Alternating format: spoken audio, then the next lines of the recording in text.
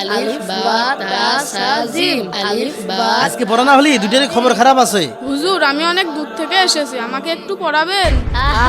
ওইটা কানা পড়তে আইছে কানা। এই তোমরা থামো। আচ্ছা ঠিক আছে, তুমি এখানেই বসো। জি হুজুর। আবার এদিকে তাকায় কি দেখছিস? নিজের বরাবর।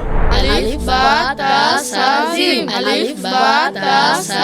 এই বিজয়, পড়া হয়েছে? না হুজুর, আমার তো পড়া হয়নি। পড়া হয়নি মানে সারাদিন কি করিস? হ্যাঁ,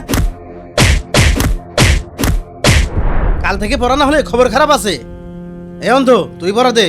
হুজুর আমরা চোখে দেখেই পড়া দিতে পারলাম না, আর ও অন্ধ হয়ে কিভাবে পড়া দিবে? হ্যাঁ তুই একদম ঠিক বলেছিস। হুজুর আমি পড়া দিচ্ছি। আলিফ বা তা সা জিম। মাশাআল্লাহ, তুমি অনেক সুন্দর পড়া দিয়েছো। এই দেখ, তোরা তো চোখে দেখিস তাও তো পড়া দিতে পারিস না, আর ও অন্ধ হয়ে কত সুন্দর পড়া দিল।